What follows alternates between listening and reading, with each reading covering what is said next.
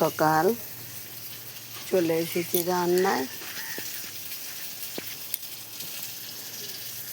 দেখো আজকে কী দিয়ে হবে, বেগুনটা তো একটু কানা, বুঝতে পারিনি যে বেগুনটা মানে পোকা। ভাবিলাম আলাদা আলাদা করে 4 ফালি করে রান্না হবে, 4 ফালি করে রান্না হবে।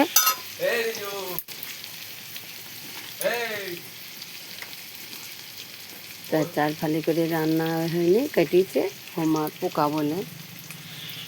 এই যে কী দিয়ে হবে, আপনাদের সাথে কী দিয়ে শেয়ার করছি। এই যে ডিম দিয়ে বেগুন কষা হবে। ভালো লাগলে কমেন্ট করো। এই যে টমেটো, পোস্ত, সর্ষে, কাঁচা লঙ্কা সব বেটে নেওয়া হয়েছে। তোলা উনুন তো, ওই জন্যে সব গুছিয়ে নেওয়া হয়েছে। এদিকে অথচ বাচ্চাটা কান্না করছে, তাই আপনাদের সাথে ভালোভাবে ফুল শেয়ার করতে পারলাম না। এই যে বেগুন ভাজা হচ্ছে।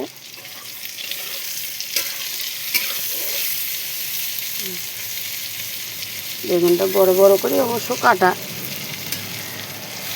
4 ফালি আর হয়নি।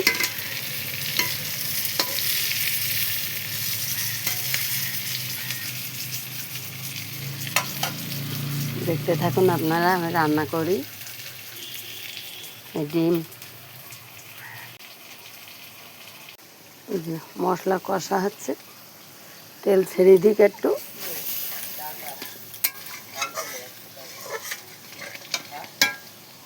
এই যে মশলা কষে নিয়ে বেগুন আর ডিম,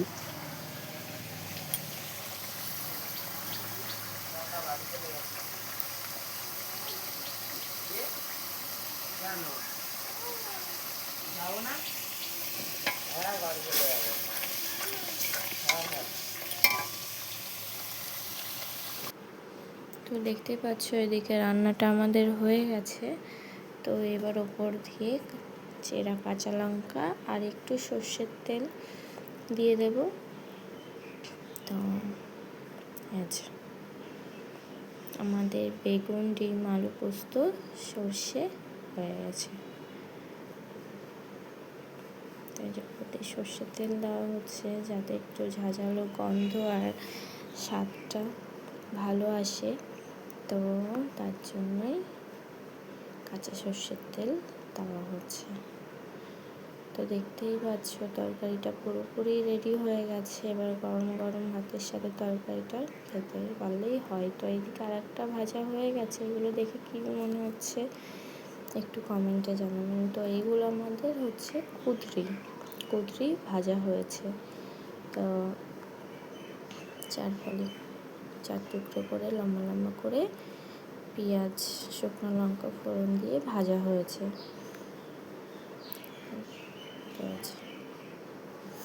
তো দেখা হবে নেক্সট ভিডিওতে।